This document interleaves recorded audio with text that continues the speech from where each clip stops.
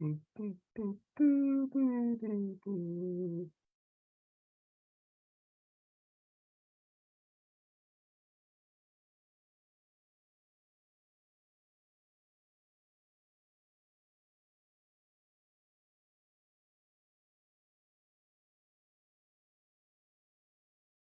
post Labor Day, everybody. You know what that means.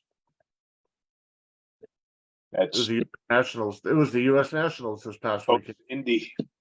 Indy. At the, I believe they went back to the original name too. I think it's back to Indianapolis Raceway Park. What was it? Well, Oh, it was originally it was IRP, Indianapolis Raceway Park, and then Lucas Oil had like the naming rights thing. So it was Lucas Oil Raceway, and then I'm pretty sure it went back. It's actually back to IRP now, which is like back in the days of when Tony Stewart and Jeff Gordon were coming up on the circle track running midgets and Silver Crown cars. Right. Yeah, back when ESPN was cool. And Yeah. they had the old, they called it the slam cam over on the circle track. It was a camera. Why we're talking about this now, I don't know, but that's okay. Because we can. They had a camera in the ground with a plate over it, and whenever the cars would go over it, it slammed that plate down to protect the camera. Okay. So hence the name. It became the slam cam. So they had Wednesday Night Lightning and Thursday Night Thunder. USAC midget Silver Crown cars one night, and then the midgets the other night. Yeah. It was some of the best racing on TV. Grew up watching that, loved it. Pretty cool. Yes. So, but anyways, Dating yourself.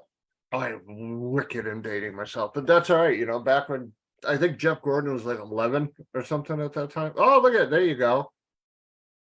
I knew if I messed around with it enough, I'd get it.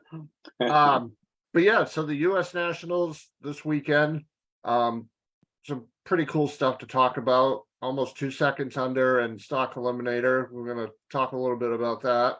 Yep. And the national event schedule, as always, or almost always, gets released at the U.S. Nationals. So we have that in our hot little hands. And just what seemed like a really good weekend of racing, and none of that R word.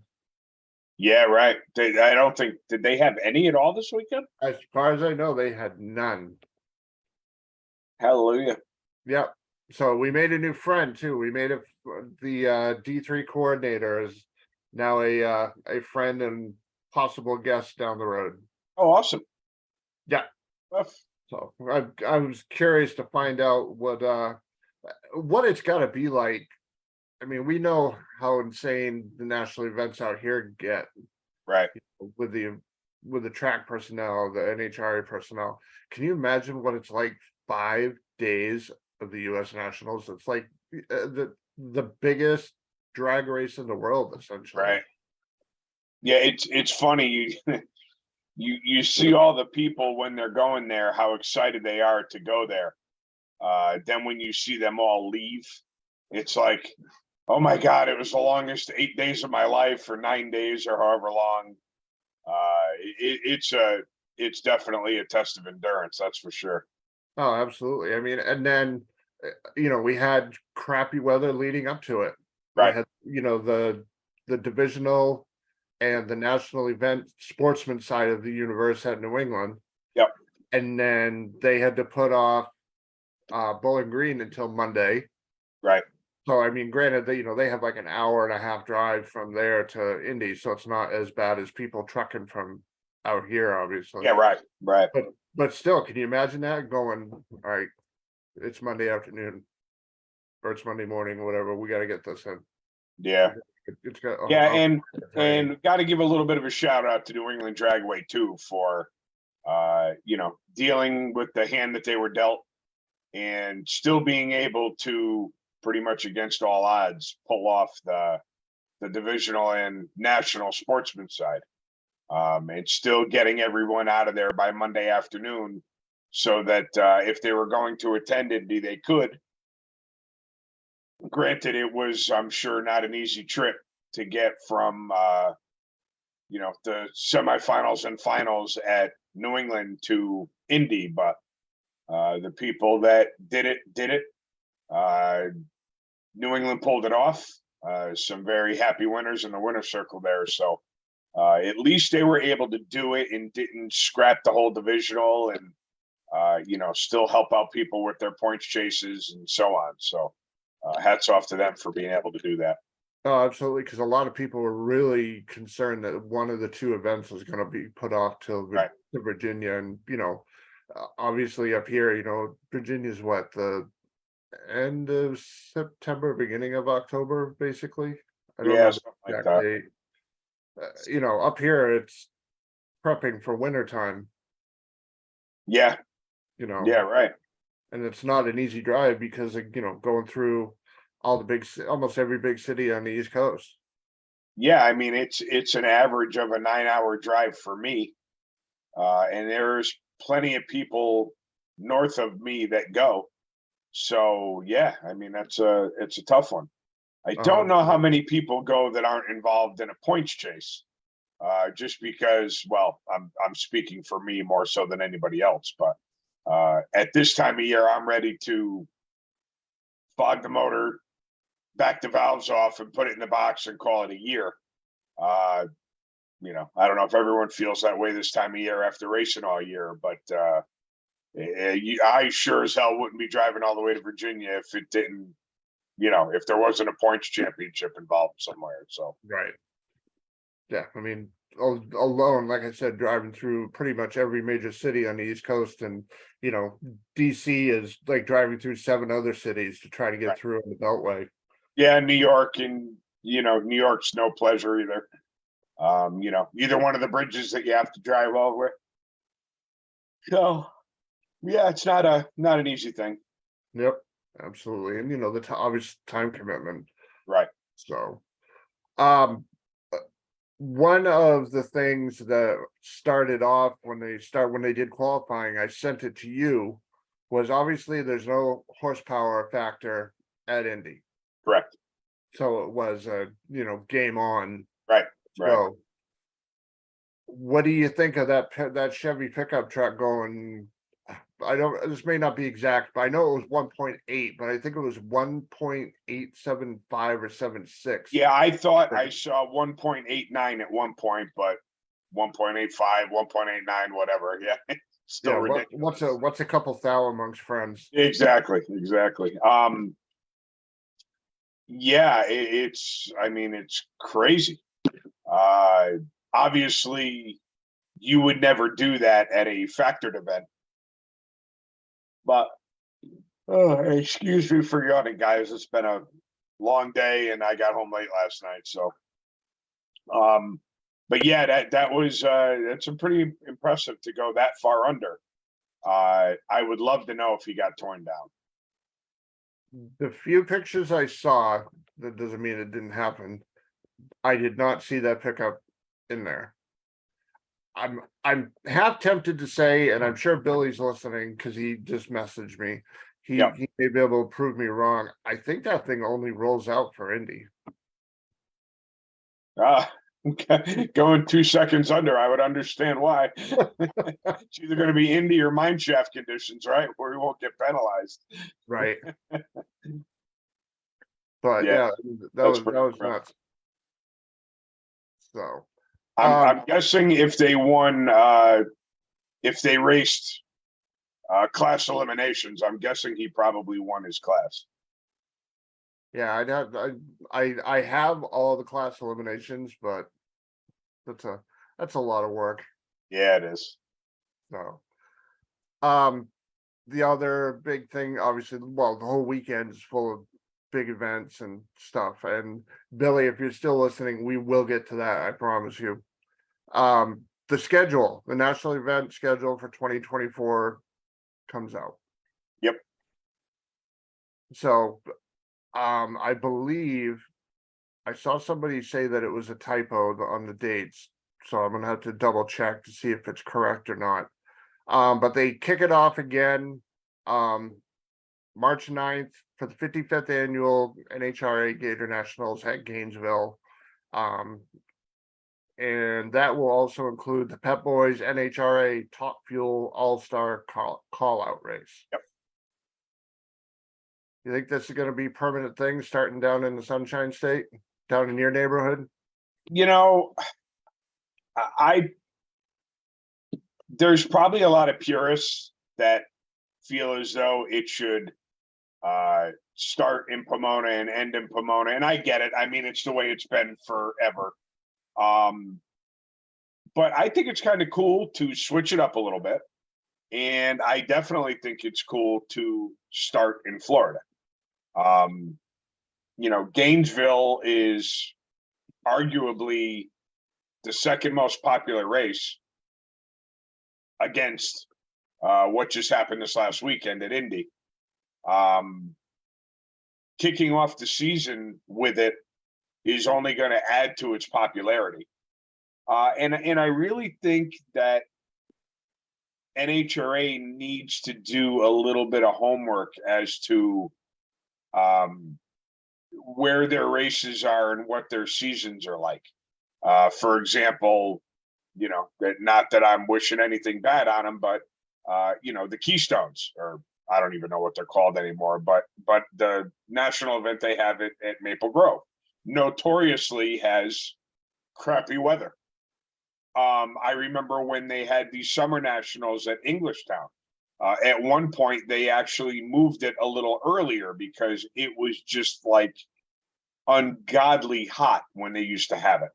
You know, they just need to do, if they can. I mean, obviously, a lot more stuff hinges than just the temperature or the weather, but if they could tailor their schedule to make more sense, both with traveling and weather, I mean, it's only going to help the racers and the spectators too, I would imagine. Right. A few years ago, this started to come back as far as like the travel stuff, because it seemed like it was zigzag all over the Crazy. Yeah. You were out here, and then you went all the way over here, Right. and then you went up here, and then back down here, and then over, and then Yeah. it almost seems like they need to draw that. And of course, you know, here, you know, it's easy to sit here and go, well, this is what you guys should do. But And that's it. I don't want to make it sound like I'm sitting here saying, NHRA, you're doing it all wrong. You don't know what you're doing, why you're doing this, because obviously there's a lot more time and planning going into what we see than just a couple of goofs on a Tuesday night saying, you know, why do you go from California to Arizona to Florida back to Vegas? It makes absolutely no sense. I'm sure it makes sense to a lot of the people that plan this stuff out. But from the outside looking in, like I said, both with weather and travel, it sure would be nice if they made it a little more user friendly, if that's even possible. I'm sure that the race teams that are filling up the tractor trailers would appreciate it a bunch. And for all I know, the last couple of years, it could have gotten a lot better than the way it was previously. I'm guessing post-COVID, they probably did a little better job of organizing all that stuff. But yeah, I mean, like we know up here in New England, it could snow till friggin' end of June. yeah, don't you dare. Yeah, I know. I mean, we're probably cursing ourselves. We're due for a horrific winter, so it's only a matter of time. We got this year. I don't think it's going to help our cause this winter. At least I really don't. Yeah, you're not kidding. But yeah. So you know, it's almost like trying to schedule. Why would you schedule a race in Florida during hurricane season? Exactly. Right. Or for that matter, why wait another month when it's nuclear hot out, right? One of the best things about going to Gainesville is to see performance, but you're not going to see performance down in the middle of Florida in June, right? You got a much better shot of seeing it in February. So, yeah, and you know, that's the other thing, right? With Maple Grove, it's such a double-edged sword because you run the risk of rain season, but the place is so fast in September that it's like, well, do you trade off the nostalgia of setting records there and the first race of the countdown and all that stuff? You trade off a little bit for the possibility that it's their rain season. So it's, again, you're not going to be able to schedule 24 events and keep everyone happy in every facet of racing. So you just, try to keep as many people happy as you can.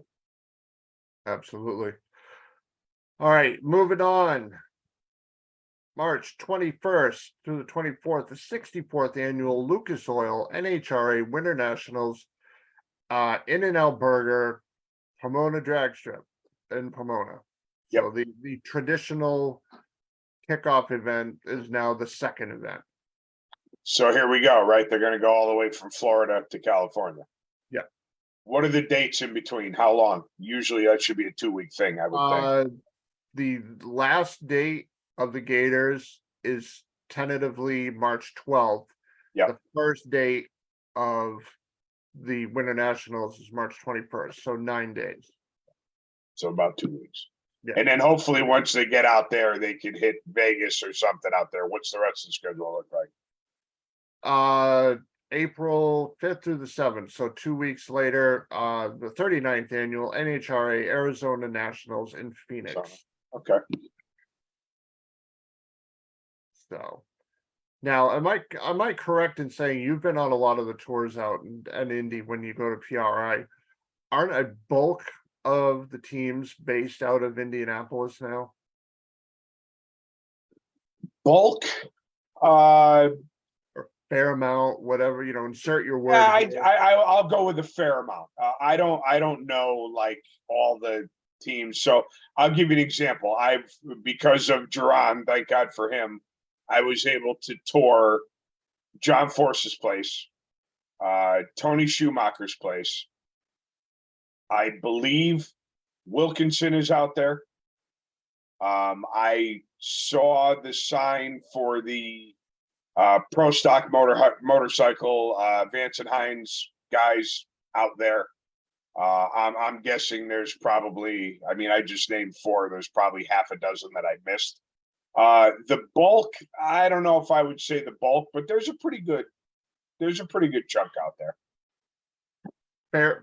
Fair to say that NHRA teams are starting to invade the hallowed state of North Carolina. As far as starting to, no, I would say that whatever teams aren't in Indy are in one of the Carolinas. Yeah. Again, I'm generalizing. I know that there's a couple that are scattered, but yeah, like when I drive from Connecticut to Florida, if I'm driving with someone knowledgeable as to where people are, they're like, oh, this is where so-and-so is. This is where that is. I think there's a lot of them mixed in with a lot of NASCAR teams in the Carolinas, as far as like, all the garage space and all that stuff. I think I will say that between Indy and the Carolinas is where the bulk of the teams are, between those two. Right. Like I know Camry Caruso is based in Denver, North Carolina. Yep. So all right. So let's see. We've already hit on Phoenix. April 12th through the 14th, the 24th annual NHRA 4-Wide Nationals at the Strip in Las Vegas. So Arizona to Vegas, not too long. So they're staying out there, so that's good. Yeah. Actually, let me interrupt the schedule commenting here. JERRON, if you're still listening, watching, whatever, give me the information on teams located in North Carolina and in Indiana, if you know, which I'm sure you do. Because he's making comments about we're keeping you awake. Yeah. Yeah. I'm sure you're seeing it. Yeah, well, if I didn't wake up until 11, I wouldn't be yawning right now. There you go. What the part I'm leaving out is that he works until 1 o'clock in the morning, but we don't need to tell anybody that. No. Or he works all night and then sleeps from 9 to He actually, the amount of hours that he does is just numbing to me. It's insane, but It hurts to think about it. God bless him. All right, so April 12th through the 14th, the four wide nationals again at the Strip in Las Vegas. And then they cross halfway across the country April 26th through the 28th, the 14th annual Circle K NHRA four wide nationals at ZMAX Dragway in Charlotte, North Carolina. All right, let's see. May 17th through the 19th, the 24th annual Gerber Collision and Glass Route 66 NHRA Nationals presented by Peak Performance at Route 66 Raceway in Chicago. That's a mouthful, huh? It is. But that seems like a new sponsor. I don't know that I've ever seen them before. Don't remember hearing that. Of course, I can look back and stuff, but Right. let's see. Hey, Then did they announce, not to cut you off, but did they announce the title sponsor? Because isn't Camping World done this year? Camping World is done the end of this season. Okay. So The that schedule NHRA you're title- reading, does it just say NHRA or does it say anything else on there? Everything that I have just says NHRA. Interesting. Let me just look real quick. Yeah, NHRA, and then whatever the sponsor of that track Of that event, right? All right, so we got that. We got Route 66. May 31st through June 2nd, the 11th annual NHRA New England Nationals at New England Dragway in Epping, New Hampshire. It's hard to believe that's been 11 years already, huh? I know. I remember going to the first Crazy? one. Yeah. Whew, we're getting old. Yep. That's the week. I when I first saw that, I'm like, because I can never remember what weekend Memorial Day weekend is. For some whatever reason, it's locked into my brain that it's the last weekend of May. And of course it never is. It's the third Right. weekend of May. So I'm looking at it going, they scheduled that event on Memorial Day weekend. That's a really bad idea. And then I looked up when Memorial Day weekend was, and I was like, oh, okay, cool. Oh, never mind. That's not that bad. So wait, so they go from ZMAX to Epping, No, they go ZMAX to Chicago, Chicago, then to Epping. Chicago to Epping, Gotcha. and then again, Epping is May 31st through June 2nd. Yep. 1 week later, June 7th through the 9th, the 23rd annual NHRA Thunder Valley Nationals and Bristol Dragway in Bristol, Tennessee. Now, this is one of the dates that gets interesting. There's two of them on here. Okay. June 21st through the 23rd to be announced.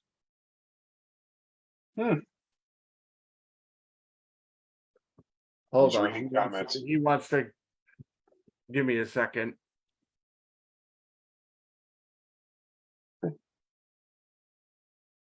Hang on. This is going to get interesting. Bear with me, everybody. It's about to get colorful. I could only imagine.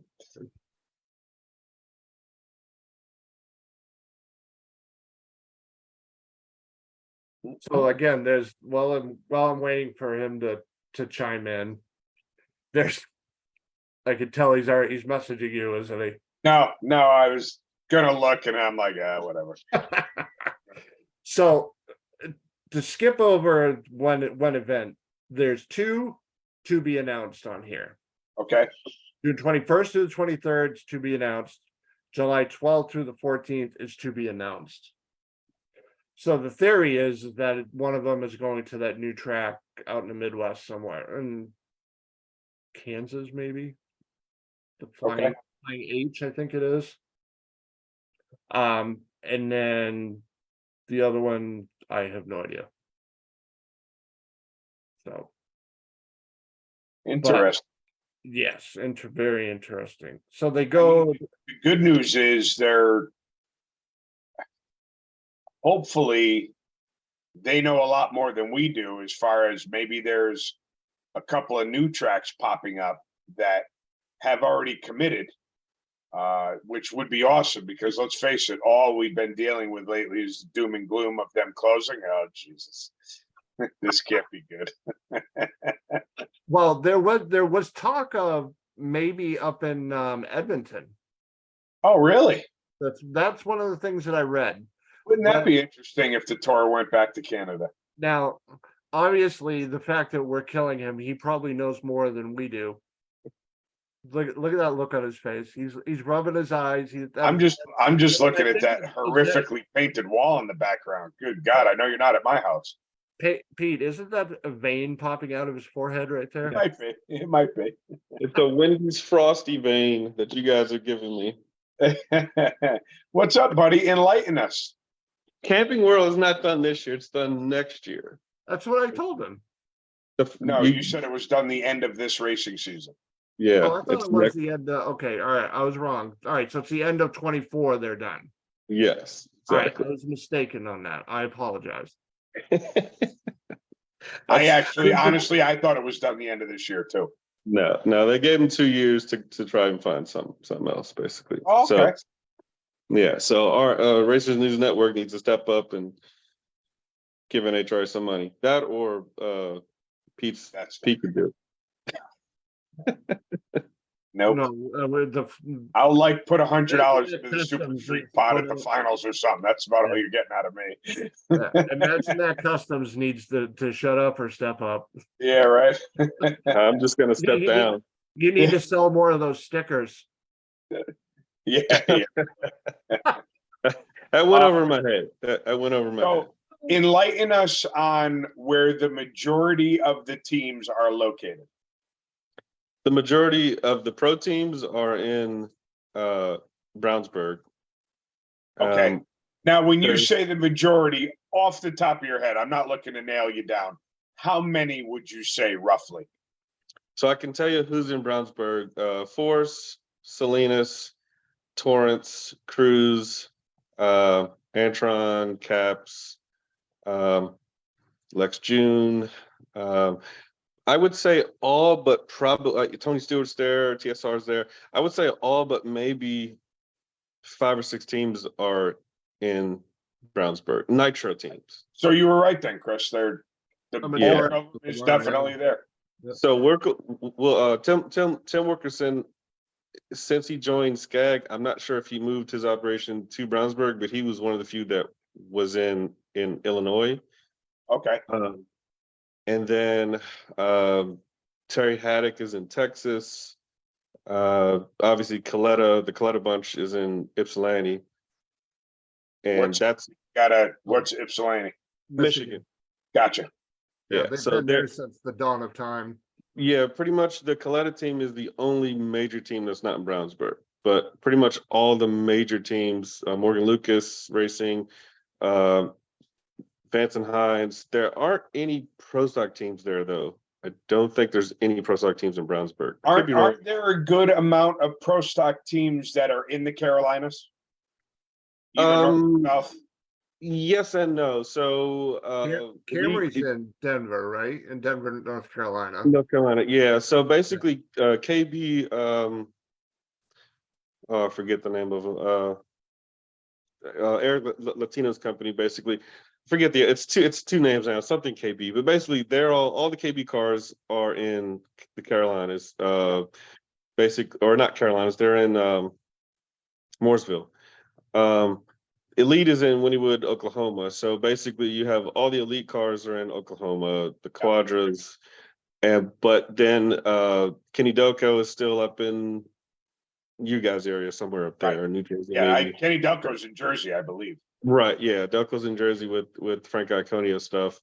Przezinski's up there with you guys also. He's in Maryland, I think, right? Isn't he over No, coastal part of Maryland? Przezinski's from either Massachusetts or Connecticut, up in that area. The Maryland guy was he hasn't raced in a couple years. I forget his name now, but he hasn't raced in a couple years. He's from Baltimore. Can't remember his name. I mean, let's Haven't face raced it, during COVID, when they started racing again, there's obviously a reason why they had the majority of the races at Indy, because Yeah. that's where most of them were, I'm assuming, right? Well, no. So basically, that county, the only reason like Indy happened, or the races were there in Indy, and the U.S. Nationals happened that year, was because the county that the track is in didn't have strict COVID laws. Oh, Basically, okay. All right. yeah. It just ended up being a coincidence, basically, that the Nitro teams were there, but it was really just all of about like, if like the county line is very close to track. If the track was 2 miles west or east, I can't remember, it wouldn't have happened. Gotcha. Nothing would have happened. Gotcha. So that county was just the most lax, so that's why they had it. Exactly. Yeah. Gotcha. Gotcha. All right, so So what do you know about the to be determined races? yeah, the two to be So determined races. one Are of we them I racing in know. Europe or what? What's going on? No, one of them I know for a fact will be in, I believe, Arkansas. The new track. God, Miami. if you go to Joe Costello's YouTube page, he did a tour with the GM, and they say it's in Kansas, but it's actually right outside of Kansas. It's I believe it's Arkansas, but it's a new track they've built there. That's going to be one of them. I think they just haven't announced. It's going to take the place of Topeka, basically. It's in the Kansas market, and I'm going to make a bold prediction and say that the other to be announced race, 2 races at New England. no. Definitely not. They don't even want one race there. No. I'm going to say it's going to be back in Denver one more year. You think so? I'm just making that bold prediction. It's probably not going to happen, but Wow. I got a little bit of grapevine news, but don't hold me to that.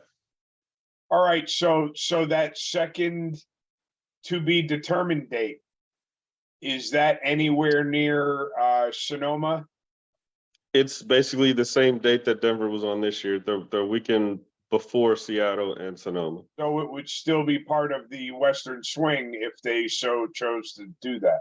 Yeah, it's just the only reason I'm saying that, well, not the only reason. The only reason I would guess and think that, I don't know of any other tracks that could hold, in the Northwest, that could hold that Right. caliber of an event. And I just don't know that everything's been finalized with Denver yet. But again, I'm just making a crazy prediction. What happened with Denver? Who bought them out? I don't know exactly. I don't think that's been disclosed. Okay. I don't know, but I don't think everything's been finalized. But again, that's just rumor and hearsay. I mean, they were pretty adamant that they were going to build the track somewhere else. Yeah, Aren't they talking like down around the airport in Denver? Yeah, if you've ever flown into Denver Airport, the first time I went there years ago, I'm like, why did they build a track on the side of a mountain when there's 2,000 square miles of nothing by the airport? Oh, Like literally, right? Yeah, when you fly in there, it's just like land, and it's all flat and beautiful flat, and it's like, really? Yeah. So I literally said that 5 or 6 years ago when I first went there. It's like, what? It's on the side of a mountain, But the problem with that though is there's honestly, I've been to a lot of tracks, probably 90 some tracks I've been to, and that literally is probably the coolest track in the world. I mean, the atmosphere, it's hard on your lungs, but other than that. So I'm going to tell you when I figured out how cool that track was, and I know you're going to hate me for saying this, but I'm going to say it anyway. I'm a Street Outlaws fan. Oh, geez. The first year that they went there and they all started posting on their YouTube channels and their blogs and Facebook and all that, you could genuinely tell how starstruck they were when they were like up on the side of the mountain in the stands and like videoing it, like, oh my God, this place is so cool. I mean, these guys go to a lot of tracks, right? Yeah. So for them to go to a track that they've never been to before and make the comments that they were saying, it's like, man, that place has got to be pretty cool if these guys who've been all over the country are talking about how cool it is, you know? See, I would have took that the other way. I would have took it that, these guys are street racers, so any track's gonna be cool. Sorry, that was a kick on. Oh, Jesus.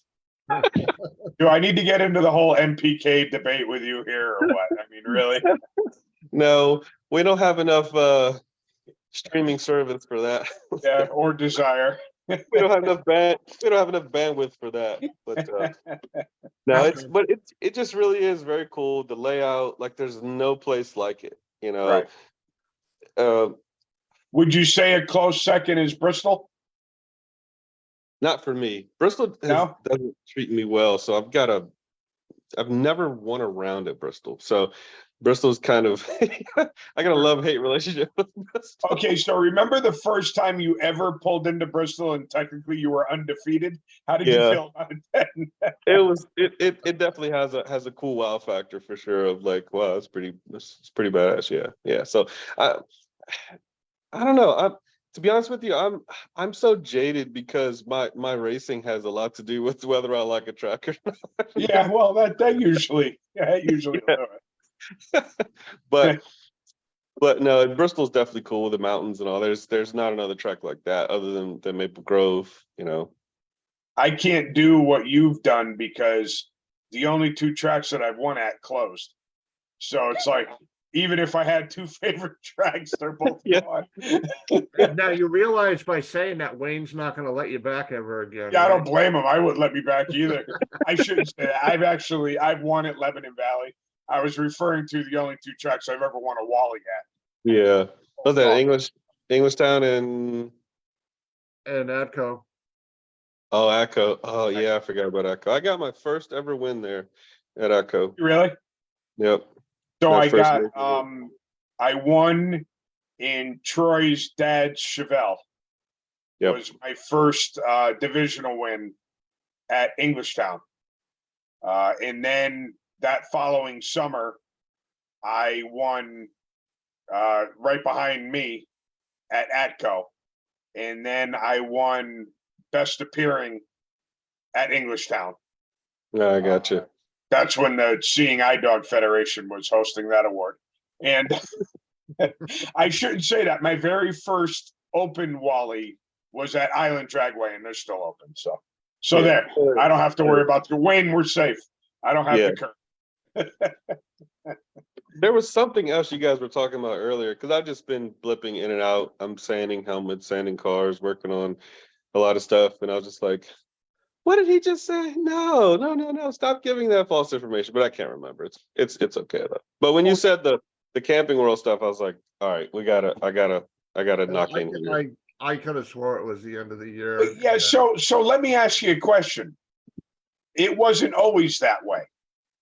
Yeah, Because when they first announced it earlier this year, Yeah. it was next year. What? Next year was going to be the last year. Wow. Okay. Yeah, now that he actually says that it jingles my memory banks, and yeah, it is. Yeah, they did Yeah. say 23. Any prospects on that, or is it too far away for them to even worry about it yet? I would guarantee that they are looking hard, and I'm pretty sure they probably have. I'm just guesstimating, but I would guess that they have somebody in mind because this time's going to go past fast. Yeah, so I know. Before you know it, it's going to be hey. NHR doesn't make the greatest decisions, but I would doubt that they're going to wait till next year to even start looking. I'm sure as soon as they found out, that what was going to happen, they immediately started looking. I wouldn't put it past them I'd make a prediction and say In and Out would be one of the possibilities. Okay. But that's just a crazy guess. She's a very, she races top sportsman currently. She's into drag racing.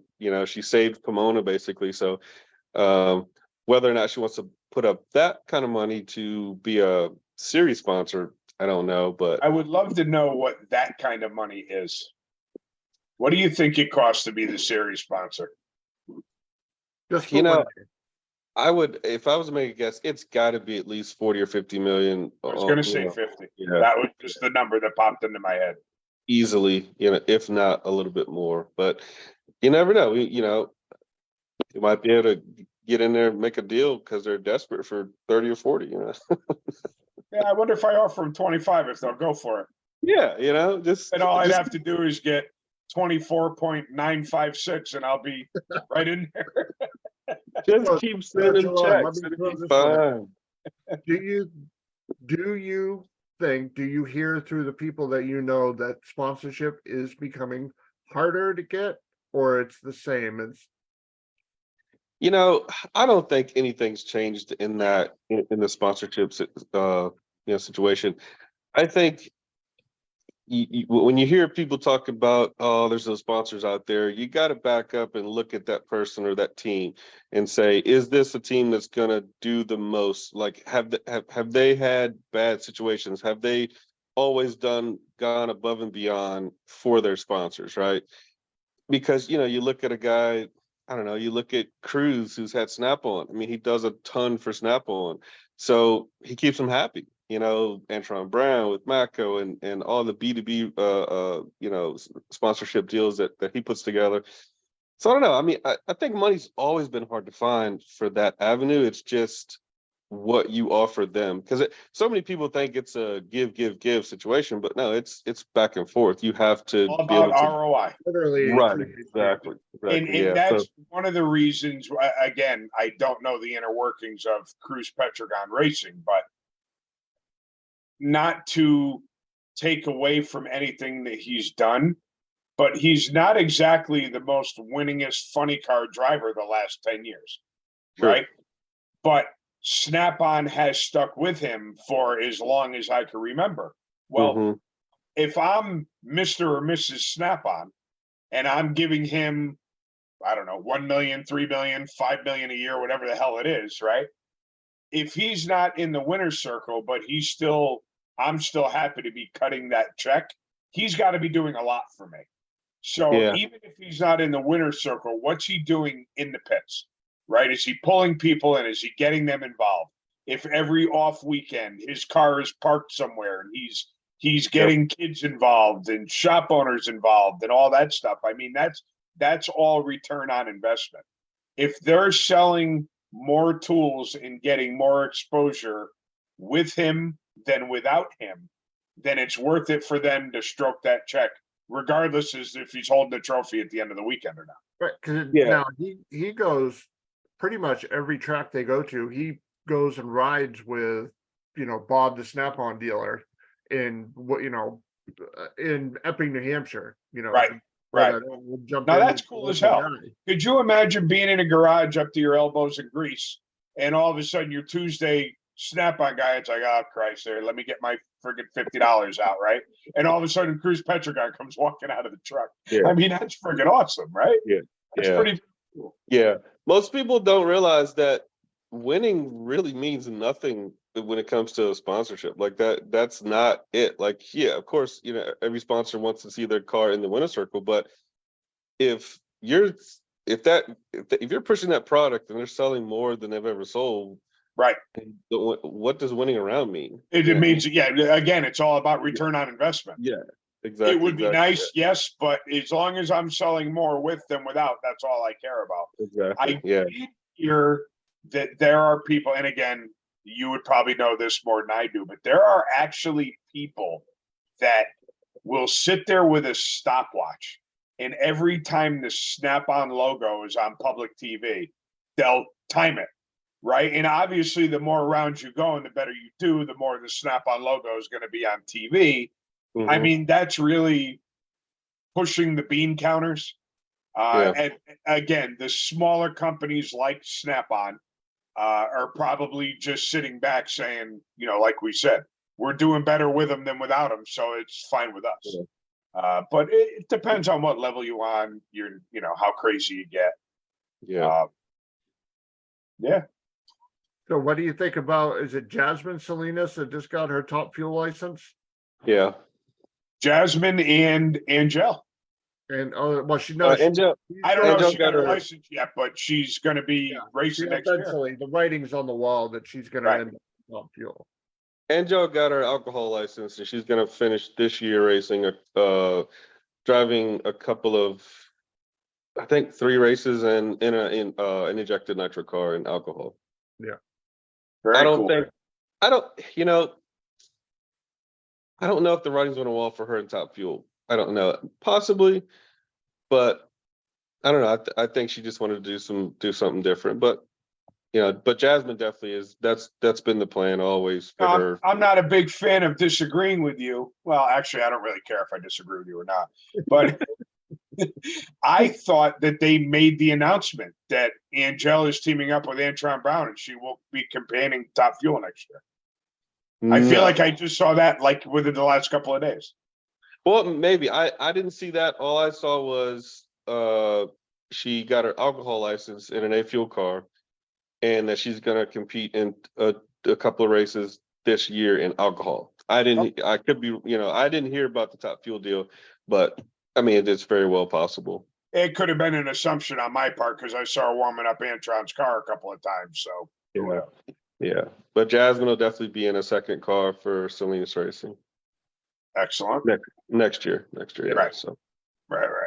And then Travis Shoemake I don't know if he got his license today, but I know he made some runs today in Indy. He's trying to run a couple races next year. There's going to be a few new faces in Top Fuel next year. I like it. Fresh blood is always good. Yep. I want to see JERRON Settles piloting something down the track. Yeah, I'm still working on that program too. It's coming. I like it. So we'll see you. We might see you at New England next year, huh? Huh, buddy? That would be nice. I don't know if I want to, how close is the airport? Because I don't like to I drive. can pick you up at the airport. I'm 20 minutes from the airport, and the airport's 30 minutes from the My man train. doesn't even have a contract yet. He's already a friggin' snob. Could you imagine? I'll even, you know what? I'll even rent a Ford Explorer or something, or a Yukon or something. I'll get out and I'll look out the door for you. Yeah, right. Godfrey.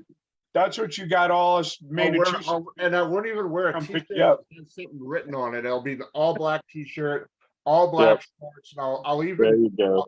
paint my crutches black. Chris is going to pick you up with one of those shirts that looks like a tuxedo, but it's really a t-shirt. Yeah, exactly. I can see that a mile away. I got I one. like it. That is my persona. So I can see that a mile away. Oh, I would totally do that just because. And it's going to say, I love JERRON on the back. That's right. I love it. Ron's my hero, and I'm going to have one that says that's my best friend.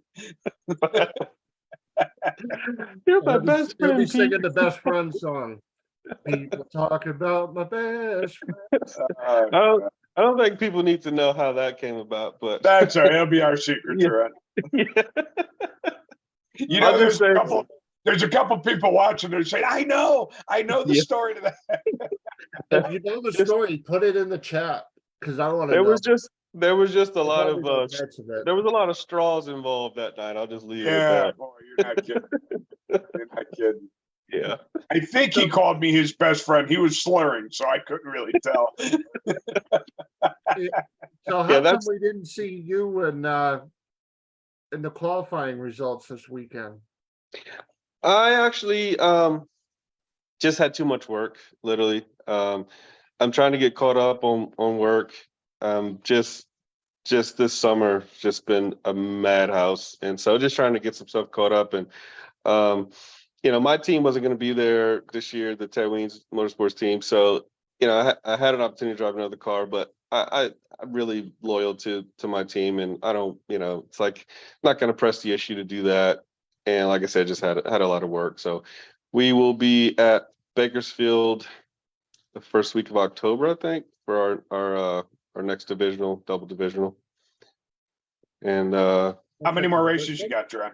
I was gonna say, aren't you guys essentially on summer break anyways? Oh, yeah. D7, our divisional schedule is weird. We have 4 races by April, and then we don't have anything until October. So we have 4 in the beginning, and then so what we have left now, we have a double at Bakersfield, and then the Vegas divisional after SEMA, and then Pomona National. None of us will be at the Vegas National because there's no top dragster there. And my son's birthday is the Saturday of the Vegas National. So I never run that race, basically. I did a few years back, but I left on his birthday to fly to run that race. And my wife was like, yeah, don't do that again. So no Vegas fall race for me. So we got 4 races left. Very cool. All right, So Indeed, I gotta run something by it. This is at the request of my son. Okay. 2 weeks ago, we attended the Duzen Triple Tens up at Lebanon Valley, and it was 8th mile racing. Hold more. No, just kidding. And I've never raced 8th mile before, Mm. and my son absolutely hates it. Oh, I He's love like, him. If I'm, he's like, if I'm gonna only race to the 8th mile, I only want to pay half price. I'm only using half the track. I made a meme a few years back of it was Woody talking to what was the space guy in Toy Story? Buzz Buzz Lightyear. Lightyear. But Woody talking to Buzz, and it says, "I remember when we used to use all that as racetrack." I will tell you that I've never done it before, and I thought it was pretty cool. Yeah, well, you're an idiot, but it's okay. Would I say screw 8th mile? I only want to race. Screw quarter mile. I only want to race 8th mile from now on. No, definitely not. But Yeah. to do it a couple of times this summer, I did not mind it, not at all. I thought it was actually pretty cool. My Yeah, son, I am telling you, he could have won every round that he entered. He could have taken every big check, every trophy, every gift certificate, and he would have got in his truck, closed the door, and said, I still hate 8th mile race. yeah. That's funny. So here's my thing. There's a big misunderstanding. I don't hate 8th mile racing. I really don't. I like to play along with. I hate it. Is it my favorite? No. I just feel like, I've had this argument before. The promoters of big buck bracket racing have allowed that to be the only thing. Like they literally control the market. They claim that they don't, but they control the market, right? Yeah. I just think it shouldn't be all that there is with big buck bracket racing. Why can't there be a mix up of a 1 or 2 quarters here, blah blah blah? Yeah, The right. only thing holding it back, to be honest with you, is just a safety issue as far as the cars are a lot faster now. Bracket cars are a lot faster. So I understand that. If it weren't really for the insurance issues and finish line driving and things like that that could disrupt situations, I would really be hardcore on like, come on, let's have some more. Sure.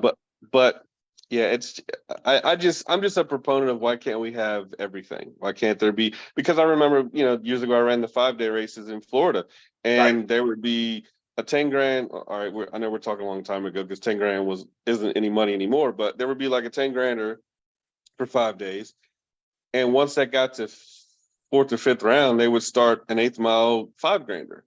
Right. Well, why can't we do that? Why can't there be a couple different races? Obviously not at the Bristols and things like that where there's 9,000 cars, but Yeah, right. at Lebanon Valley or wherever that you ran that race, why was it shortened to 10?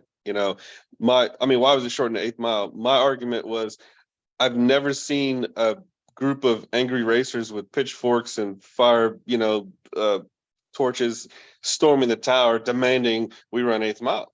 Right. The track No, operators. I would actually like to talk to either Vince or Gary or Wayne for that matter, and just ask them, how did it come about that Right. that was an 8th mile race? Just curious as to Yeah. why they came up with that, because Lebanon Valley is actually, again, I hope I don't get this wrong, but the bracket finals this year are 8th mile. And a lot of the tracks that are participating at the bracket finals switch their whole program all year to 8th mile just to be the same as the bracket finals. And Lebanon Valley is one of the few that remained quarter mile. Yeah.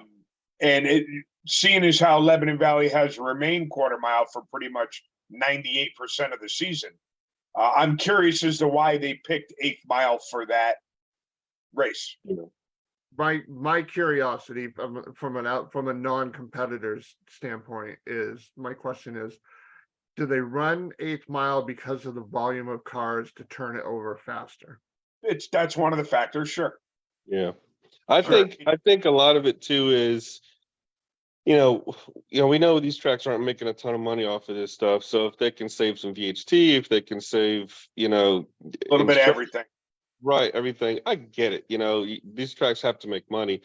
I just looked at, I'm old enough to remember. I mean, I'm 87 years old. So I remember, when the transition happened, and the transition happened with basically where I'm at. So I was in Maryland, that area, and I remember, MIR and Capital and those tracks, they did it to try and get some of the Southern racers to come up there. So it was like, let me cater to these guys. And that's one of the things that I kind of disagree with.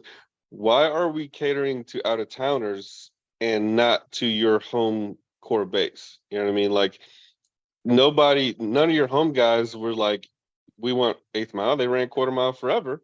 We're used to it. But then when it was like the money started to get higher and, bigger purses, well, let's get some of these Carolina cars. Let's get some of the Georgia cars, blah, blah, blah. And it transitioned that way. Go ahead, Chris. Oh, no, finish what you're gonna say, then I'll, Well, I just felt like it transitioned into a let's cater to these, Southern races, which is fine.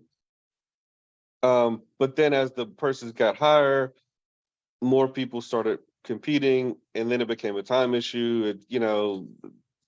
And then everybody's mindset changed. I mean, I know guys, Wesley Washington, some of the guys back home that ran quarter mile forever, and now they're like, yeah, no, 8th mile's beautiful. It's fine. It's perfect. It's, whatever. And it's like, what happened to you? He even told me he made a quarter mile test pass one time and he got to thousands. Like, dude, this is too fast, and lifted because he hadn't done it in 10 years, Right. That's funny. um, So let me ask you a question. The original, I guess it's coming up, right? The OG million. Mm-hmm. That, if I read correctly, the first million race was in 1996. Yep. Have those all been 8th mile? Yeah, I think they were always 8th Yeah. mile. Yep. That was one of the few big races that's always been 8th mile. Gotcha. all right, Rob just put up, he went to 8th mile with the top 32 series this year. Even though he's not a fan of it, but it has increased the car counts over when they went to quarter mile. But he also said at the end of it, I think even a 1,000-foot race would work. Yeah. Interesting. But that's interesting that when they switched to 8th, the car count went up. Yeah. I mean, I think, people got, when he says it's top 32, is that like his top sportsman, top dragster series, or is that Correct. the fact? Yeah. Correct. I would say it's just because he was able to get more bracket racers with, because the bracket race, I mean, there's not much difference, I mean, hell, the car I drive in Super Comp can run top dragster. So there's not much difference in dragsters. So, maybe I would honestly say that's part of why he got more cars, that, he was able to, some guys that on an off weekend, hey, I can go run Keister's deal and, don't have to do anything. Right. I mean, I remember growing up, the big thing when I was younger was in the South, it was 8th mile, in the North, it was quarter mile. Right, exactly. Right. Yep. Back in ADRL and when IHRA was really, really popular, again, basically anything south of the Mason-Dixon line was more or less 8th mile.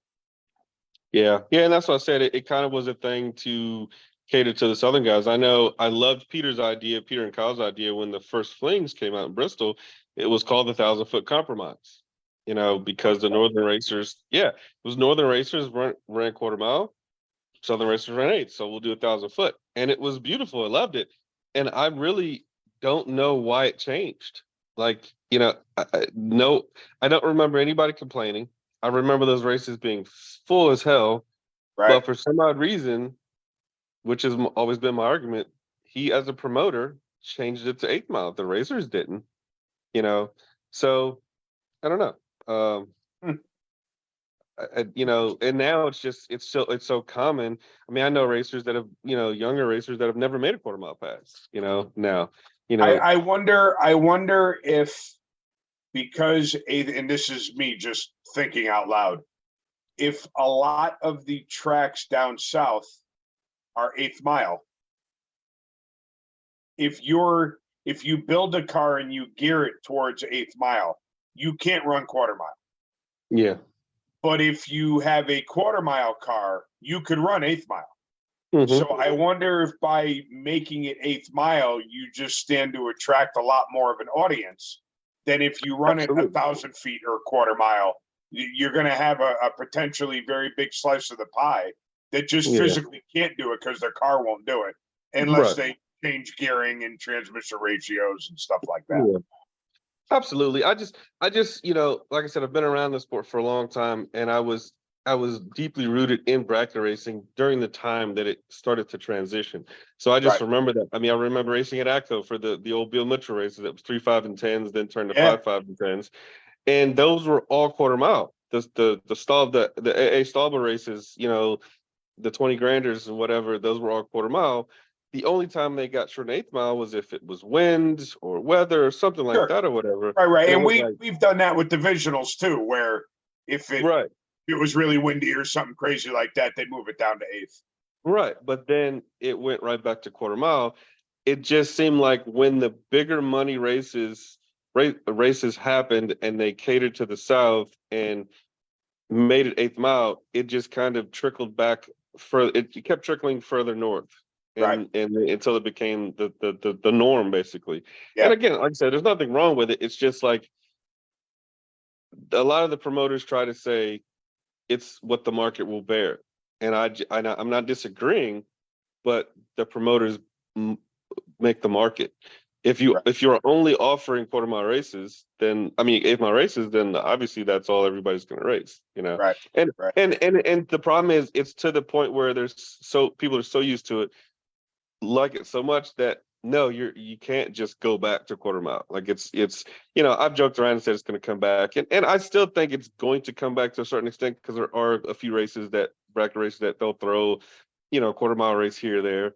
I mean everything kind of cycles, Right. but is it going to come back and be nothing but quarter mile racing? No, No. but I think my thing is, if there's 100 grand or something, I've often joked about, if all these guys were at a big bracket race and there was time permitting, and you said, all right, we're gonna have a 10 grander for the first, X amount of cars. Yeah. Nobody there is not gonna get in that race. You might have a couple, like I said, the cars that are geared, the door cars, Right. but a dragster, those guys want to race, So I don't know. Is quarter mile racing dead? No. But as far as bracket racing is concerned, no. But it's never going to be what it was. I will tell you the one thing that might kill quarter mile drag racing would be the insurance companies. Absolutely, yeah, for Right? sure. If yeah. you get insurance companies that have half a brain and they say, oh, well, wait a minute, you use up the whole track and you're going 175, Mhm. you only use half the track, you get just as many spectators and you're only going 130 or 140. No. You're only going 130, 140. Yeah, absolutely, yeah, no, for sure, yeah. But that's why I like NHRA. I mean, Yeah. there's a lot to be fixed with it. There's a lot that could be, corrected, but Everything. yeah, Everything. Right? We can Yep. pick any subject in the world that we want. Mhm. Politics, religion, custom painting, drag racing, and we could just Hydraulic fuels pick it and its apart. use in modern rocketry. Let's fix that one. Right. What was that, Chris? I have no idea. Just say right. Just do what Pete always does: insult me and then Sure ignore thing, me. pal. Yeah. Get the old thumb up emoji. Yes. Yeah, absolutely, Chris. That could be fixed too. Yeah, Yeah, I mean, you could always pick apart everything. And yeah, for sure. that's one of the things that drives me crazy about, these drag racers see tracks closing, they see sanctioning bodies that are hurting. They see low attendance, they see high attendance. It's like there are so many avenues that you could go in drag racing that if you're not particularly fond of one portion of it, just shut up and enjoy the part that you are fond of. That's always been my gripe with, like, the bracket racers don't like the NHRA racers, and the NHRA racers don't like the grudge racers, and the no Right. prep guys don't like these, and the The radio super tire stock racers don't like the .90 racers, and so on. And so right. But what's so stupid about it is we all pull through the same puddle of water, stayed in the same beams that go down the same track. Right. We're doing the same thing, but Right. this guy thinks because he's got a pro mod, he's better than the guy with, a top fuel car, or the funny car guy, he's better than a super gas car, and a super stock guy is better than a grudge racer. It's like, no, we're all doing the same idiotic freaking sport that's. Yep. I've gotten into so many arguments with people that bash the .90 racers. Yeah. Like, oh, I go to a national event and they shouldn't even have those cars there. I said, let me ask you a question. Do you ever have to take a piss? Well, what kind of stupid question is that? I said, listen, everyone needs to take a piss. I said, it sounds like when the .90 cars are running, that's your perfect opportunity to go take one. Yep. I said, there's 8, 9, 10, 11 classes run at a national event. You're not going to love every single one. Exactly. So when one comes up that you don't like, go eat a cheeseburger, go get a soda, go take a piss. You don't have to bash it. Enjoy the stuff that you enjoy and just let it go. And people make me nuts. I've said in the past, and Pete's heard me say this, one of the very first times that I ever took my wife to, I think it was a divisional race. She's like, "What are these cars?" I go, "Man." JERRON does a fantastic impression of that. I said, "All right." I said, I'll give you that." I said, let's go down to the finish line and we'll stand on the fence." And she's like, "Why?" I said, "Trust me." I said, "You never listened to me before. Listen to me this time." We'll go down there. We'll go down there. And I said, "I want you to just look at their heads as they're coming down the track towards the finish line." She's like, "What do you?" Said, "Just trust me. Look at their heads." And obviously everybody's doing this, looking. And she did. All she said to me, she goes, "Okay, it makes sense now. I get it." Yeah. It's, if you're a fan of competition and close racing, I could understand you not wanting to watch it at the starting line. But if you like good competition, you're absolutely foolish if you don't go check it out at the end of the track. Yep. Well, one of the things I've done and I've noticed over the years, like, at Bandemere, at some of the tracks that we race at, even Indy, where we're a little bit closer to the fans, we have, fans will come over and look at the cars, right? Right. And every single time at Seattle this year, at Sonoma, every single time a group came over, they'd ask about that style racing, right? And after I explained to them what all goes into it, took them in the trailer, showed them the computer, showed them how we watch weather. We're looking at water grains, we're looking at, all this stuff or whatever. They had such a different appreciation for it. And they're like, you know what, we're going to watch it now. We didn't know you had to do all that. We didn't know you guys were, trying to factor in temperature and humidity and all this and making changes and this and that, blah, blah, blah. And so I think that's the main thing is people don't, understand. Of course, your local Saturday night bracket racer with a 10-second 69 Camaro who goes to a national event with his family to watch John Force is not going to have an appreciation for us. He's going to think it's stupid because he's, knows how it is. And that's fine. But the average fan, like it happened at every single race where people came over, they genuinely left with a different appreciation for it. And so I think it's really difficult for the announcers to explain it right, or to do enough for it, to explain it. But it's literally a chess game, Do you know how many people think that if your car runs 890 flat out and you're in a 1090 class, that you just put 2 seconds in the timer and off you go? It's I have to believe that some of the responsibility lies on us. Right? Because the announcers can't explain every aspect every time we roll out, right? Yep. Because they're just going to sound repetitive and half the people aren't going to pay attention. But Yep. as racers, I feel as though it's our responsibility that if someone is walking by the trailer and they even look like they might want to know what's going on, it's up to us to go out, talk to Go and them, talk to them. and do exactly what you just talked about doing, because that's the only way you're going to turn people onto it.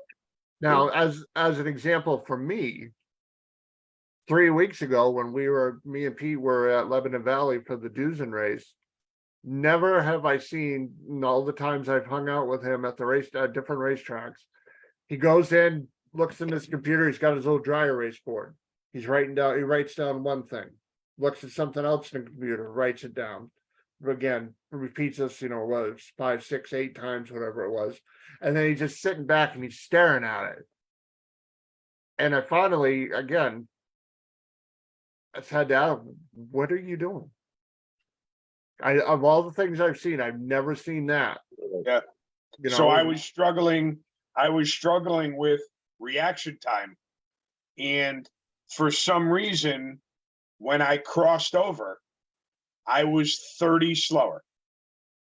Wow. And I finally figured out why. Once I got home, I have to tip my hat to Jason Lawrence, because just in conversation and me talking about what I was doing, I figured out on my own what the hell was going on. But I actually wrote down my delay. So what I did was I wrote down my reaction time and what I would have had to have in the box to make it perfect.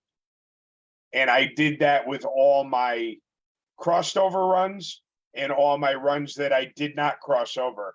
And I was 33, my average was 33 slower crossed over. And then I went the very next day and I got one time trial, and my first round, I ran someone faster than me. And again, I was 30 faster. And then the next round I crossed over and I was 30 slower. I mean, it was like clockwork. My let goes were actually very impressive if you considered what the deal was. Why was that? My problem was, in pro tree racing, you hit the trans brake button, you floor it, you let go of the button. Okay.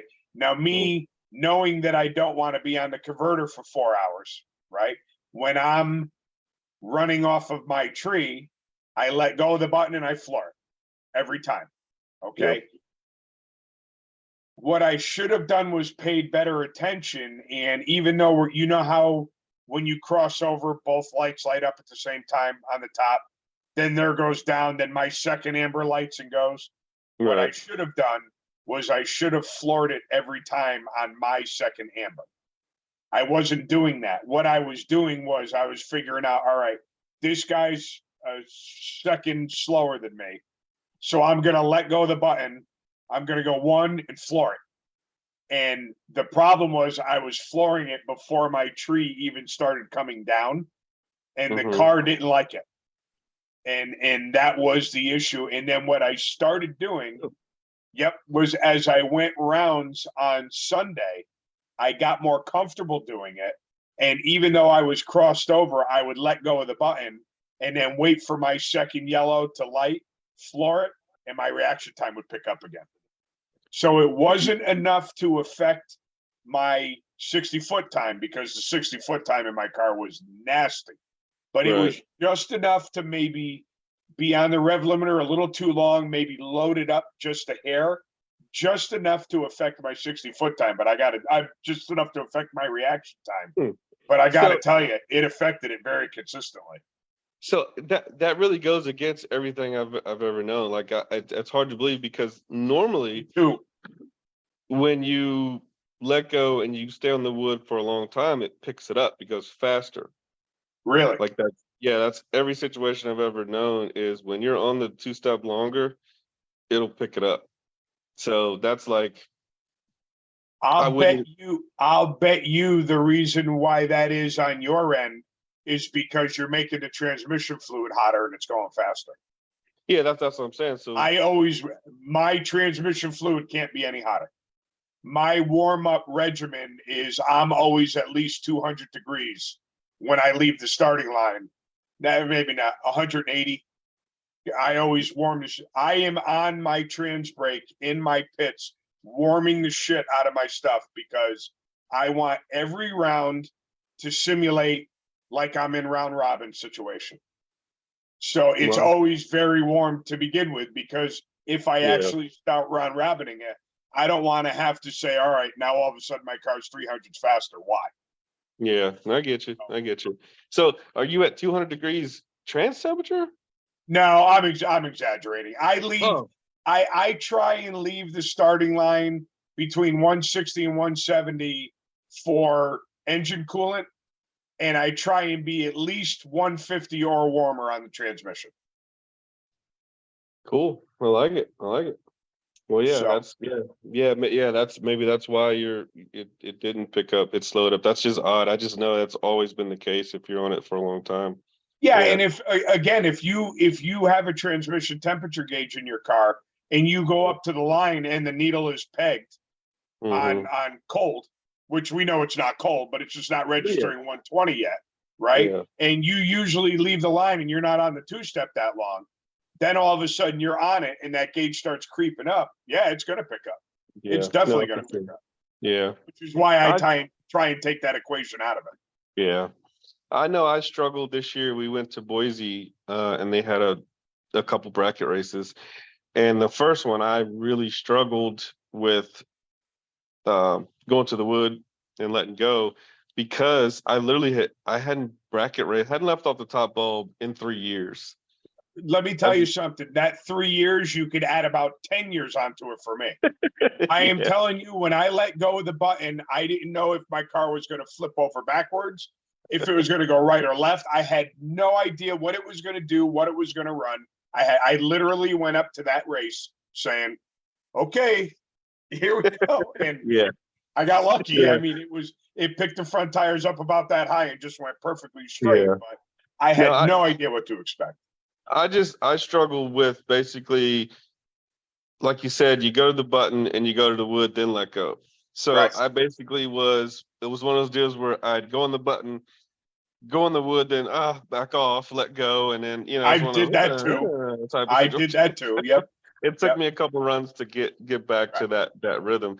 Whereas, and that's why I preach seat time is so important.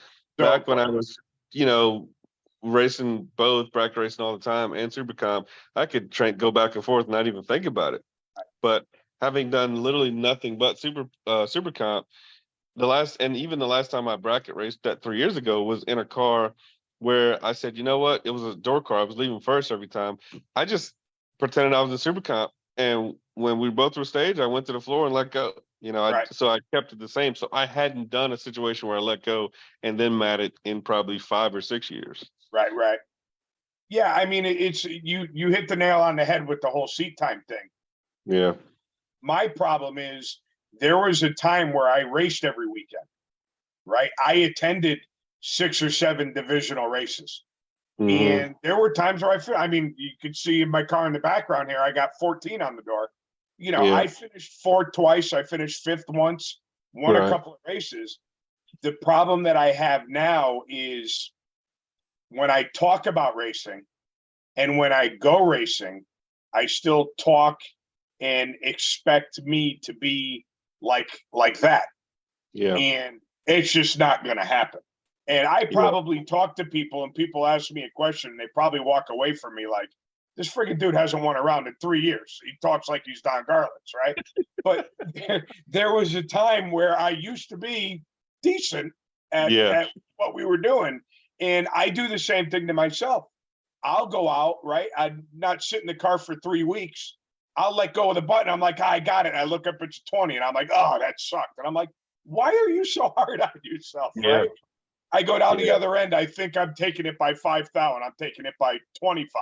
And I'm pissed at myself. And it's like, man, you got to remember that, it's like riding a bike and it isn't. Riding a bike as in letting go of the button and getting it through the beams. Yes. Mhm. It's not like riding a bike when you come to being consistent on the light and being consistent as to how much you're taking at the other end. Yeah, That's trying to put a win light on. Yeah. Yep. That's the big argument, or not argument, the frustration I'm dealing with now is that, I've been behind on a few projects or whatever, and people are like, well, if you didn't race so much, you could my racing suffers because I don't race enough. You know what I mean? It's like, what are you guys talking about? Race too much? Right. Like we Right. have like 2 or 3 months in between our races or whatever. Yep. I wish I could race more. Like I know I can do well. I can do better. If I can race more, if I can stay in the seat. I mean, Right. So that's seat time is literally everything, and it shows. I am really, really rusty. The main thing is, I say the same thing that you, I tell everybody all the time. It's like, you can't tell, but I actually used to be good. Like I won races, whatever. But the problem was when business started to pick up, I didn't race for a long time. I would race once or twice a year. I mean, there was like a 5 or 6 year span where I might have made 2 or 3 runs a year. And Right. then it went from, okay, now I'm driving, for Team Ted Weens or whatever. And it's like, I'm rusty as hell, Yep. And I thought it would just, like riding a bike, I thought it would just come back. But it's Right. taken me some years to get back that. And I'm still struggling, and I shouldn't be. I know I won a division championship last year, finished top 10, but it should have been a much better year. Right. This year should have been much better. But I'm literally just still rusty. And it's like, man, so I envy the guys that are able to go out and race week after week after week. Listen, priorities are what they are, right? Yeah. We got kids, we got houses, we got bills. Yeah. I wouldn't trade what I'm doing now for the broke me 10 years ago that was racing 8 or 9 times a year and like literally wondering, where am I going to get the money to go to the next race? Because I really want to go to the next race. So we've been through it all. It is what it is, right? Yeah. No, for sure. It definitely says something to the guys that are able to, run a business, do what they do, and still race week in and week out, and turn the win light on, because it's that makes you appreciate someone like Pete Biondo or Bartozzi, right? That they don't race nearly as much as they used to, but man, when them friggin' people get in a seat, it's like they will scare the shit out of you just as much as they did 10 years ago. Yeah, those guys are machines, the Biondos, I mean, hell, take Jim Glenn, for instance. I mean, he stopped racing for like 10 years and comes back and maybe raced a couple years and wins a world championship, wins the spring fling, those guys can just jump in anything. Those to me are the real deal racers, right? Someone that I look at how much I struggle if I don't race for a year. These guys could not race for 5 years, sit in a car they've never even seen before, and make it look flat out stupid. And that's pretty impressive. Yeah, I basically not making me look stupid, just them being able to do it.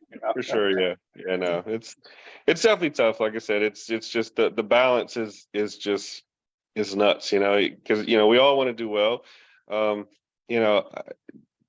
There's a number of races I should have won this year, plain out, plain flat out, but screwed up on my part, not saying the guys didn't beat me on some of those, but I beat myself a lot, because I didn't, just rusty, I'm still, it's amazing, how rust is, until you can really just make lap after lap after lap. It was one of the reasons why I was kind of so excited about the Western Swing deal. We were able to put together 3 weeks in a row, because superclass racing is so tough, because it's basically go out, get beat first round, and now you got to wait a month or something. You don't get to put together that rhythm unless you go rounds. Last year, when I was able to get in a rhythm, I was able to win first round, go dead one, get the bye second round. Okay, now I can make another hit with no pressure. All right, win third round. Now I'm in that rhythm, I'm teen, I'm teen, whatever. All right, let's go. Carried on the next week to Pomona, blah, blah, blah. That's the kind of thing, that's how you're able to win races, is carry momentum. But if it's so hard to get momentum in superclass or any type of national event racing, because it's so far and few between, Sure.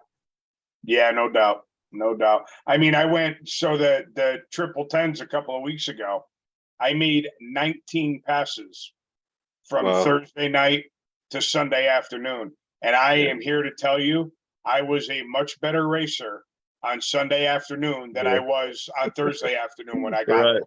But Yeah. now it's going to be 3 weeks before I sit in the car again. Yeah. So Yeah. granted, it won't be like my first time all year, but it's Right. not going to be like when I pulled out of the track on Sunday afternoon either. Yeah. So No, it's, exactly. Yeah. uh, That's the thing. you know, Yeah. Yeah. I mean, our last race was Sonoma in July, and yep, we won't race. I don't won't race again until October in Bakersfield. So, right. it's 2 whole months basically of nothing. And so you got to try and, and I'm a guy, everybody's like, well, they have a test on Wednesday. I've never, that's probably why I don't win races, because I don't like to test. But it's not that I don't like to test. I just don't like to make any wasted runs on a motor. Right. I've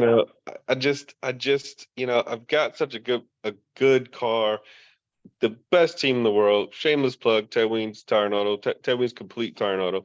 Um, you know, they give me such a great car to drive, and it's like I feel like testing on a Wednesday is just don't want to wear. You're wearing out tires, you're wearing out motor, whatever. Let's save it for when it means something. But that's So something that you want me to play the devil's advocate here? sure. One could say that when you screw something up in eliminations, it's a wasted run. And then maybe if you took some hits on Wednesday, Yeah, that's true. Yeah, yeah, right? no, for sure. Easy for me to say because I'm not paying the entrance fee or I'm Yeah, not buying the tires or freshening up the motor. So yeah, it's easy for me to say that. But, yeah, is practice really wasted?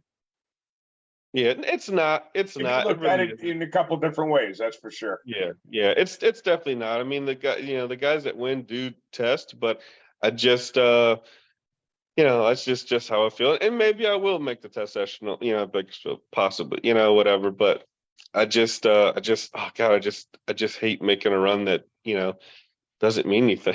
That would probably One, require you waking up at like 8 o'clock in the morning a couple of days in a row. that's the Crazy problem talk. too. Yeah, it's like, man, I, I really want to make it the top fuel just so I can sleep in. I'm all for those Friday night test sessions. I am so envious of those guys. We get there at 7:30, 8 o'clock, and they call us to lanes. I'm like, you drive past the top fuel pits. They're not even there yet. It's like They had to wake up early yesterday. Their first pass was at 10 in the morning. yeah. Well, that's fine. It's Indy. I'll do that. Whatever. I made a pass at Indy at 7:4 or 7:12 a.m. before, so And I'll you're take not it. even first class out, so that's pretty scary. Exactly. Yeah. Yeah. Which was surprising this year. I didn't hear the early runs like that, like in years past. I think At everything Indy. started basically at 8 o'clock. Yeah, eight Wow. or nine was pretty much every day. Yeah, and Yeah. I mean, literally, That's because they knew you weren't going to be there this year. I know exactly. Yeah, yeah, exactly. Like what the heck? But Indy's such a tough race, though. It's such a tough race. That's something that I was fortunate enough to run her up there in 2020, and it's like losing that race hurt so much, not because I lost, but just because of the fact that I could go back there 20 more times and never go to the final because Right. it's such a tough freaking race. It's Such an endurance test. yeah, it's one round a day for 4 days, and then you start to get a couple runs. So it's literally first round 4 times, Right. and or three or four times, whatever. But and like last year, my wife made a inadvertent joke.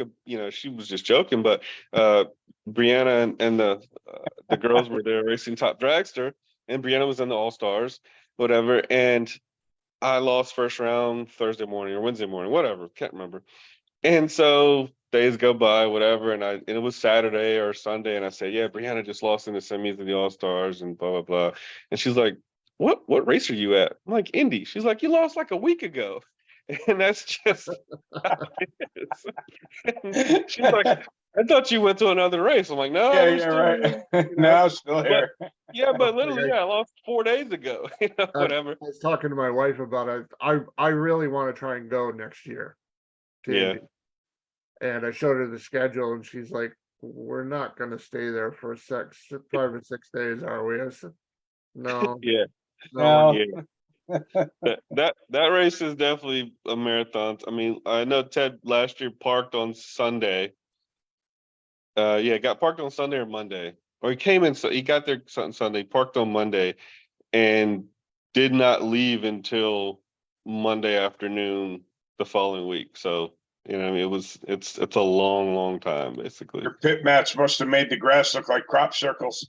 Yeah, exactly. Yeah, we definitely had killed the grass, the whole deal. It's a nuts race, but there's nothing like it. I mean, it Right. really is hallowed ground. It really is, just to when you go there and stand on the start line and I'm one of those again old guy that is a purist and Right. I think about the legends that have gone down this track, Yep. and it's like, man, this is crazy. That was one of the cool things about winning Pomona as an East Coast racer, growing up watching the Winter Nationals on TV and the Dino Dons, just the Raymond Beatles, the names that have gone down these tracks. It's like, man, this is nuts to be able to race on this track, to go down these tracks. And it's so funny, like the younger kids really who don't know those old guys who, or the 20 something kids or whatever. They're like, who? And they really Yeah. could care less about that past. And I get it, but it's like, man, you just don't even realize what the amount of things that have gone on at this track, the funny What car fires and the records and the first four, the first 250 or even the first 200 in funny car or the first 7-second pass in pro stock at games, all that stuff is like, man, this is great to be able to go down the same track as these Yeah. guys. Yeah, no doubt. As, No doubt. as somebody who's a little older, and I mean, I started going in like 79, 80 to New Mhm. England. It was a whole different universe then as Yeah. to what it is now. I mean, the old Yeah. WWCS meets, Yeah. just, I mean, there was nothing like rolling into New England Dragway and you're like, how the hell am I going to get through this place? You Yeah. walk through basically like this because it's wall to wall people, wall to wall cars. Yeah. It's, a whole different world compared to what it is now. Yeah, I mean it's cool now. I mean, obviously everything changes, the formats change, how I mean Indy literally there was only finals left in Sportsman on Monday. That I thought was a first. And there's normally semifinals and finals. Right. So that format I don't like the new format as a fan. As a racer, it's cool. But as a fan, it's like because I'm a Sportsman fan, if I go on Sunday, I'm not going to see much sportsman racing. It's like, wow, that kind of sucks. But I get why it has to be that way. And again, you just adapt because things change. But I remember going to Englishtown on Sunday and they're running first round of stock Sunday morning before, everything else. Like literally, they didn't run first round on Saturday. They ran the entire eliminations for every class on Sunday. Yep. We'd watch the top fuel final at 10 o'clock at night on Sunday. Well, now we know we don't want to do that anymore. Yeah, right. But I remember those days, and it was cool. No Yep. doubt. Yeah, like I said, Well, hopefully guys, I would next love to year. sit here and talk to you all night, Yeah. but Yeah, I got to get back to work too. I just had to come in and straighten you two knuckleheads out for a little bit because you guys were giving some crazy information. Like I think even heard you guys. There's going to be a domed racetrack next year, and there's going to be. I knew that what I was saying is It's false the and that you'd be Thunderdome. listening. But it's been so long since you've been on the show, I figured I was going to try and pull you in one way or another. Yeah, I If had no that did- intention of coming on, but He texted me before we went on, Jerron. He's like, let's talk a bunch of shit just because we know Jerron's going to be. That's right. If talking about Camping World didn't get him on, I was going to start talking about custom painting. And those really badass stickers that he has. That's right. yeah, I bought some new squeegees. But yeah, I gotta get back to it. I got a bunch of stuff to get done, but maybe I'll try and come on again one of these years. I don't know. We'll see. I just been really busy and yeah, but I enjoy it. We'll rope you in with some falsehoods. All right, Yeah, real quick, before you bug out of here, are people still losing their minds over the fact that it's starting in Gainesville now? again for the second year in a row? I don't think so. I think that's kind of fell to the wayside, the argument or the bitch about it, because honestly, I mean, how many fans go to both? You know what I mean? How many Gainesville fans went to Gainesville from Pomona a couple weeks prior? You know what I mean? So it's a whole different demographic of fans. You know what I mean? I was fortunate enough to attend both this year. I went to Gainesville and Pomona, and the only people that were there at both were the racers, the pro racers. There wasn't even sportsman racers. You know what I mean? Sure. So like, Sure. I don't think so. I mean, obviously it's always been a tradition to start and finish in Pomona, but with COVID, with different things that happen, it's like, it'll be fine. I think that it should always end at Pomona. Absolutely. I don't have an issue with that, but I actually think starting at Gainesville is pretty cool. Yeah, I think it's better too. You're kind of guaranteed. I think the other thing too is, even though I thought it started a couple of weeks earlier this year, but I know that Gainesville's always been a rainy race, and I thought starting a week or so earlier got them out of that rainy season startup, because That's exactly, so it figures you don't turn in when I'm actually saying stuff that you would agree with. Okay. But that's one of the things that I said. One of the benefits of Gainesville when they're having it now, as opposed to when they had it, is less chance of them being in their rating season. Right. And we were talking about like Maple Grove in September is their rainy season, but their trade-off is the place is so friggin' fast. Yeah. That it's like, they're all about setting records and stuff there. So do you take the chance of running into the weather for setting the records, or obviously we know Gainesville, you're not going to set a whole hell of a lot of records in the Florida heat, but your chances of doing it in February are a lot better than doing it in March or April. Right. Exactly. So, And the nice thing is now is that we'll have a house where we can all gather and like park in the yard and throw tents up in the Sure. and I don't have to worry about Jerron doing that. He's afraid to death of alligators. Yeah, he'll either be in his bedroom or not at all. There is no yard park for him. No, I don't. Yeah, I make a lot of noise. See him curled up on one of the glass tables on your portico. I can't even park my RV in the driveway because he's afraid there's an alligator under it and it'll come out and get him. I make a lot of noise when I leave in the morning or whatever, and I make a lot of noise when I come in to make sure Ron comes in at 1 o'clock in the morning blowing his horn. Exactly. Yeah.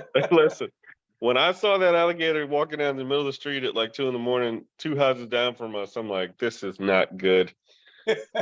But I just want to say one thing. I'm sure you guys touched on it. I literally only got to watch a couple seconds earlier, but I'm just happy Phoenix is back. Like, that's really, really cool that the driving school was able to save the track, basically. Yeah.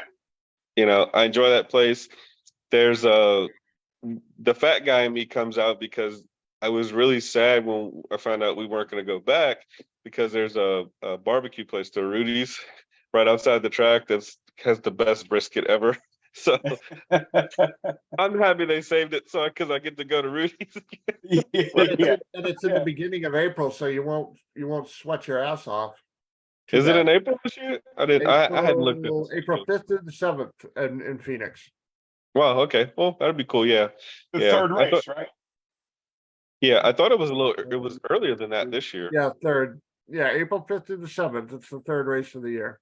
Yeah, it should go Gainesville, Pomona, Phoenix, Vegas, basically. Yeah. So, yeah. I am going to call that place up and mail order every freaking piece of brisket they have, so they're sold out when you get there. Dude, I'm telling you, if anybody listen, if you can make a trip to Phoenix, it's one exit down from the track, go to Rudy's. I'm telling you, get the brisket. If you like bark, get it with bark. I'm not a bark guy, but I like bark. There's another restaurant, Santan Flats, that has steak bites. It's literally like filet, I guess, that they fried. Oh my God. Like, if it weren't for racing, I would be 9,000 pounds. Racing is the only thing that makes me kind of lose weight or try and eat right. But I'm telling you, I gotta stick you out here for a minute because it's funny as hell. I go into the house and he's got a little section of food on the corner of the counter, right? He's got a jug that's like a 55-gallon drum of protein powder on the counter. Right next to it, Little Debbie snack cakes. So he can at least poop out his Little Debbie snack cakes, right? Talk about counterproductive. Yeah. I love. Hey, I by have the this. way, good timing on talking about the protein powder because D Pascal just came on the chat. Oh, Oh perfect. Jesus! Now I gotta Christ. go. Yeah, I know. Once you look at the time, I hate long goodbyes. I'll see you later. yeah, bye. No, but no, my diet, I fight with that. I fight with being like, you know, literally, like part of me wants them to have to cut the wall out to get me out because I just love food. But then the other part of me, I won't be able to drive the Ted Wings Pinky Dragster if I'm not 100 pounds. You know what I mean? So it's like, Go jog around the neighborhood 10 or 20 times. yeah. God. Well, I Yeah. tried to go to the treadmill, but I couldn't find it. Pete had to show me where the gym was. I And then drove after around. I showed you, how many times have you gone? I still haven't gone. Yeah. Little Debbie snack cakes holding you back.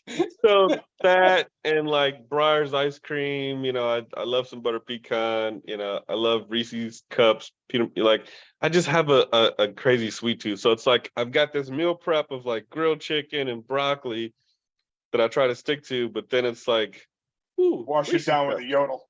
Yeah, Yeah, yodel and half a gallon of ice cream, right? yeah. So it's just it's like they said in what's oh geez, I forget the movie. I'm gonna mess up a joke, but he's like, it's a power struggle. It was Yeah. in one of those movies. But yeah, I struggle with that. But what the hell is Chris D talking about? We'll give him a couple seconds, then I'm leaving. I gotta go back to work. All he said was hi, or no, he goes, hey, and then hi, and then did you find all your pictures yet? And then this one's even better though, and it's Keister. It says coming up next, JERRON on my 900-pound life. Yes, that's what I'm saying. Dude, I would so be on that show. Like I would be right on there just pulling cupcakes out of my shirt, just like, you know. Did I, the beer hats where you got I'd have 2 liters of Coke on my hat just with straws. Dude, you 2 freaking milkshakes. yeah, like you know how good the a protein root ones float either. is? And then you have me that's 6'2", 260 pounds, to get zero exercise, and I don't put on any weight. Yeah, that's what I'm saying. It's like, what the hell? It's like, it's crazy. But Chris, that whole deal, if he's still listening, I remember Pete, I literally just found something like 3 weeks ago that they hid. Oh, did you really? Yeah, because when you guys were doing the Almost. bathroom, they put something, I think it was like a Bandemir contestant sticker in the sink, under the sink in the bathroom. Right. I thought When we pulled everything out, you found it. Yeah, it's like, what the heck? And then I found something in the pantry about 2 months ago, Jegs All Stars hat or something. It's So Chris D, his and dad, Tommy Stalba, they all went into my house because Chris's dad has a key to my house. So they all went into my house to show him what we had Chris just gotten it. key, right? What's that? Better than Chris having a key. This is true, although it was pretty much the same thing. Yeah. I'm pretty sure Chris's kid went in my bathroom and blew it up and all that. Yeah, he did that for sure. Yeah. So they go into the room JERRON is staying in and rifle through all his personal belongings. There was underwear swinging from the ceiling fan. There was all kinds of stuff. Yeah. Yeah, because I was gone racing or something, and I came back and I walked the room and I'm like, what in the hell? Literally there's boxers spinning on the ceiling fan, like what the heck? And literally it was like 3 days of finding stuff. There was stuff in the oven and the microwave and the fridge. It was like I was like, geez. I think Stalba even left you a love letter too, didn't he? Yeah, Stalba left me a note, and I didn't find that for about 4 or 5 months, but I found that. So yeah. Oh boy. So I'm changing the locks if Chris and Tommy are coming back. Deal. You don't even have to give me the key. I don't even care. The house is in Florida. Nonetheless, give me a key. Right? But anyhow, all right, gentlemen. nice talking to you I'm guys. gonna do the results real quick. And You can do the results. I'm going to take a shower. I'll do the results real quick. Have fun. You gotta, See you you gotta guys. go to bed. We You provided enough entertainment for the night. Yeah. gotta go to bed. He's gotta go to work. Yep. See you guys.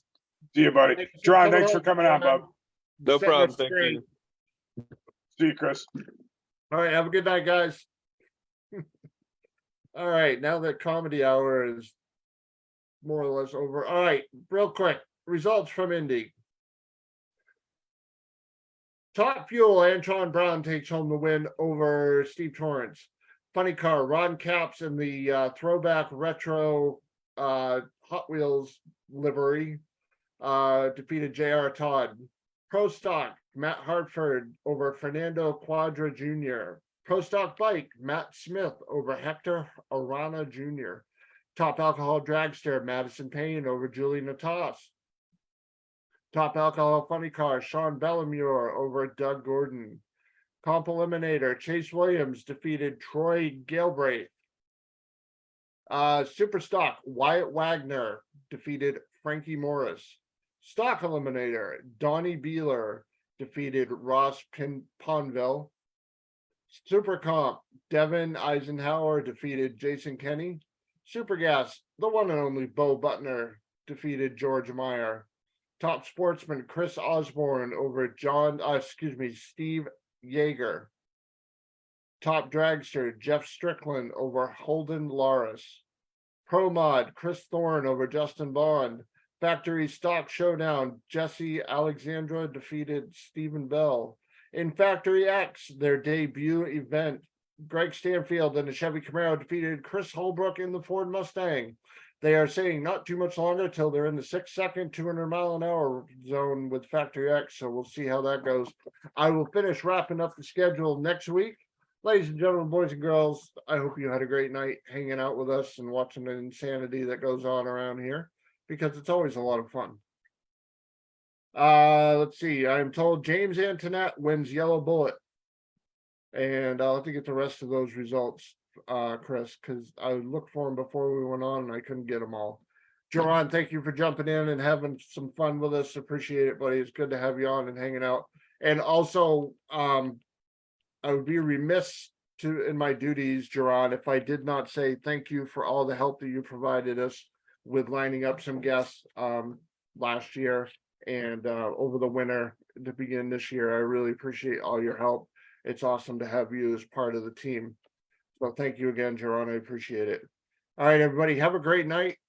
Be back next Tuesday at 7 p.m. Eastern. Take care. See you.